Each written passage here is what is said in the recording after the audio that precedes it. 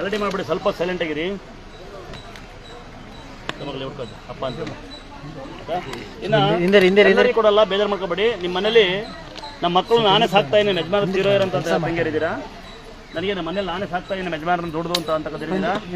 ದುಡಿದಿ ತಂಗಿ, ದುಡಿತಿದ್ದೆ ಮಗಳೇ, ಮಗನ ಸಾಕು ಗೊತ್ತಾಯ್ತಾ. ತಲೆ ಕೆಸಬೇಡ, ನಿಮ್ಮ ಮಗನ ವೀಕ್ನೆಸ್ ಬೇರೆ ಕೊಟ್ಟಿರಬೇಡ ಗೊತ್ತಾಯ್ತಾ. ಎಲ್ಲ ಅದನ್ನ ಹಿಡ್ಕೊಂತಾರೆ, ನಿಮ್ಮ ವೀಕ್ನೆಸ್ ಎಲ್ಲೂ ಹಿಡ್ಕೋಬಾರ್ದು ಆಯ್ತಾ. ಏನು ಅಂತಾರೆ,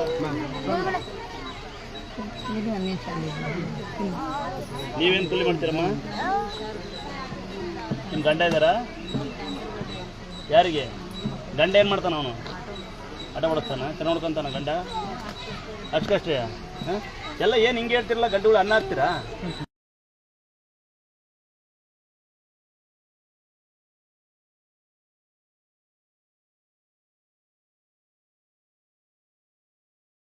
ನೋಡಿ, ಯಾರಿಗೆ ಕ್ಯಾನ್ಸರ್ ಶುಗರ್ ಇದೆ ಹೇಳ್ತಾರ? ಊಟಕ್ಕೆ ಮಗನೇ ಬುಕ್ಕಲ್ಲಿ ದುರ್ಗಾಸನ ಬರೀ.